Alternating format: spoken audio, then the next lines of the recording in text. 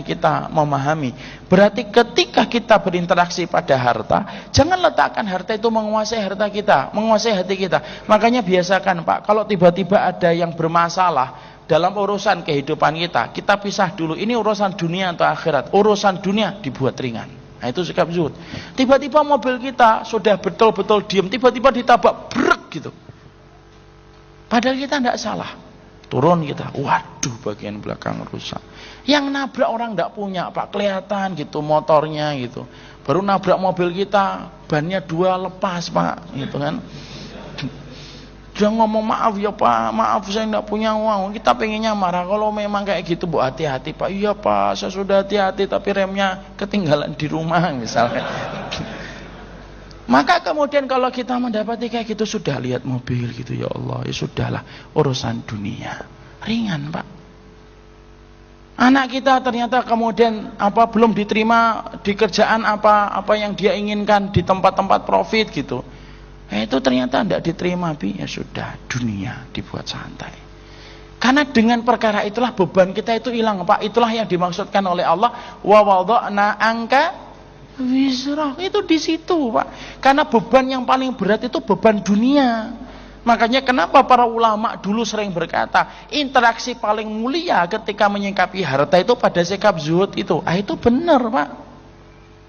Dan itulah yang menjadikan akhirnya kita ngerti, kalau kemudian kita sudah tidak terlalu menempatkan dunia itu menjadi yaitu obsesi terbesar dalam kehidupan kita, ringan Pak. Hidup kita itu dalam kebaikan itu jadinya ringan Pak.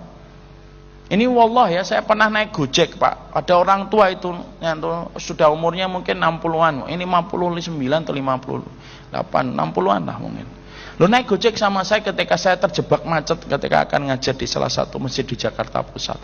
Turun saya dari mobil, kemudian ada ikhwannya nyetirin, saya perintahkan nanti nyusul aja ke masjid. Turun naik Gojek Pak. Orangnya tua Pak. Gojek awal-awal itu kan pendapatannya besar Pak. Saya ngobrol-ngobrol, kenapa berapa Pak sebulan Pak? 4 jutaan. Saat itu masih 4 juta itu lumayan. Kalau sekarang kan Gojek banyak Pak. Gojek lebih banyak daripada yang naik Gojeknya kalau di sarang. Maka kemudian dia bilang, loh saya sering dapetin dong Pak, ada orang itu dapat 8 juta, 9 juta, 10 juta. Iya Pak, kalau mau diturutin terus menerus juga akan dapat Pak segitu Pak.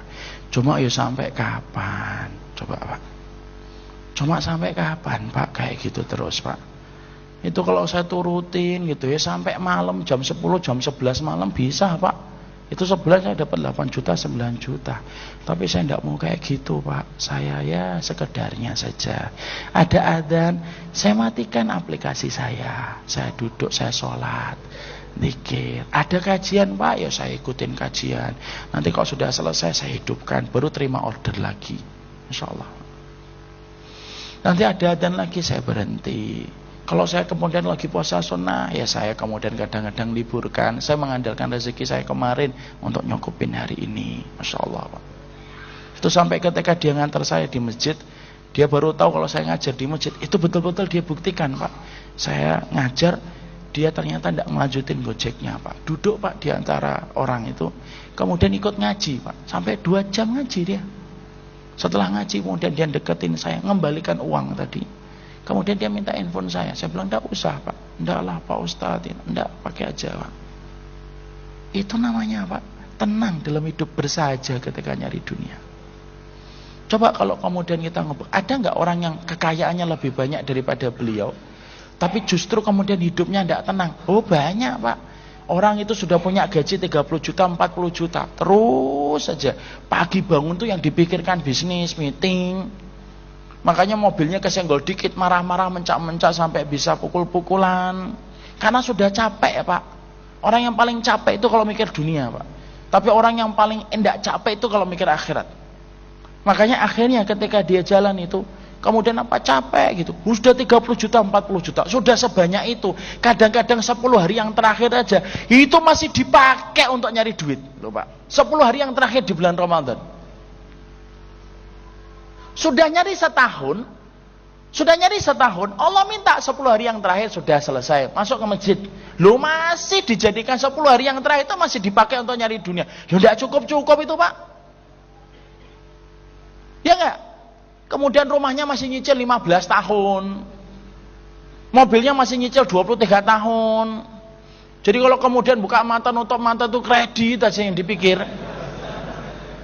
Padahal kerjanya sudah 20-30 juta Pak. Kenapa dia dalam hidup keresahan semacam itu? Ya maaf. Sebagaimana kata para ulama, orang kalau kemudian yang difikirkan dunia ketika dia bangun dan ketika tidur, kalau ketika baru membuka mata yang kita fikirkan dunia, kekalutan tiada parah, kepayahan tiada kemudian tiada henti, dan kemudian kegilaan tiada pernah kemudian terakhir, tidak pernah berakhir. Kan gitu akhirnya Pak. Coba lihat Bapak ojek tadi. Saya tanya, beliau bukan tukang pondok, bukan anak santri pondok, bukan orang ustadz, bukan orang yang tampaknya kemudian dari Madinah, enggak Pak.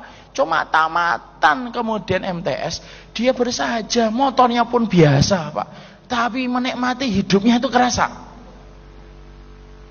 Menikmati hidupnya kerasa. Sore pulang Pak, ketemu lagi dengan keluarganya. Berkumpul maghrib, sholat, kemudian ke masjid katanya. Isya pulang ngobrol dengan istrinya, kemudian istirahat Pak. Coba Pak. Kita ini Masya Allah, berangkat sebelum matahari terbit.